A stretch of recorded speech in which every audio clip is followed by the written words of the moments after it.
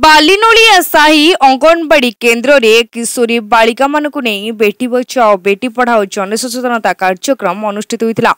उक्त कार्यक्रम रे सम्मानित शिशु विकास प्रकल्प अधिकारी श्रीमती विनोदिनी त्रिपाठी, केन्द्र परिदर्शिका कुमारी प्रणति चिन्नारा, केन्द्र कर्मी और सहायिका एवं केन्द्र समस्त किशोरी बालिका उपस्थित थिले।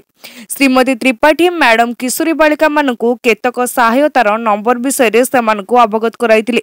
जेपरिक गोटे महिला हारासमेंट हेले से 181 नंबर को कॉल कले साहाय्य पाइबे, 1098 नंबर को कॉल कले गोटे शिशु साहाय्य पाइब एवं 112 नंबर को कॉल कले जरूरीकालीन सेवा पाइब से विषय खूब भल भाव अवगत कराइथिले।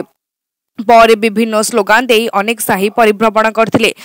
बेटी बचाओ बेटी पढ़ाओ, बेटी बचाओ बेटी पढ़ाओ, जिया एले पठाई एले पठाई देश जगो आगई, जिया एले पठाई देश जगो आगई, जिया एले पठाई देश जगो आगई। शेषरे किशोरी बालिका मान को धन्यवाद देथिले केन्द्र परिदर्शिका और केन्द्र कर्मी उषाराणी महांती। आमर अंगनवाड़ी रे शनिवार दिन मीटिंग हुए। शनिवार दिन समस्त किशोरी बालिका माने आमे आसू एटी मीटिंग हुए। अंगनवाड़ी जो गुरुमा माने से माने हमको केतेटा विषय रे पढ़ाई थांती, बुझेई थांती, केते रक्तहीनता पोषक ए विषय से माने हमको बुझेई थांती। से माने मध्य हमको भल भल जिनिस मध्य कहि थांती जे आमे जानि परिबा पई, जेहेतु आमे किशोरी बालिका माने ए विषय रे हमको से माने बहुत ज्ञान देई थांती। कौन सब हेल्पलाइन नंबर अछि? हेल्पलाइन नंबर होची 181 होची वुमेन हेल्पलाइन, 112 होची इमरजेंसी हेल्पलाइन एवं 1098 होची चाइल्ड हेल्पलाइन। आर मुख्य उद्देश्य है जी गोटे झीटी असुरक्षित मन करे ताले तापाई सरकार 3टा नंबर व्यवस्था करछथि। जेपरि 181 सेटा वुमेन हेल्पलाइन नंबर, कौन सी वुमेन कार्य क्षेत्र हो बा कौन सी क्षेत्र में जी असुविधा सम्मुखीन है ताले तुरंत 181 नंबर को डायल करि परिबे। सेहीपरि इमरजेंसी हेल्पलाइन नंबर है 112, सेटा भी महिला मानक पाई। आउ गोटे 1098 अच्छी जी गोटे किसी छोट पिला आम बाहर देखले किसी छोट पिलाटा को माने शिशु श्रमिक भाव काम कराऊँ कि छोट माटे छोट छुआटा को छाड़ी पड़े आम देखले कि छोट छुआर चाइल्ड मैरेज कराऊँगी। एभलिया जी 18 वर्ष कम बयस शिशुंर किसी असुविधा है ताले आम 1098 को तुरंत कॉल करें। तेबे से झील मैंने जो किशोरी मैंने जाथे से आमर 181 हेल्पलाइन को डायल कले से 181 हेल्पलाइन आमर महिला मानक सुरक्षा जोगाईदेव। से 112 जदि कौन सी प्रकार माने 181 बा 1098 डायल जदि कौन सी कारणवशत धरी न पारे तेबे इमरजेंसी रे आमर 112 डायल नंबर कले से झील मैंने से माने तार सुविधा पाई परिबे।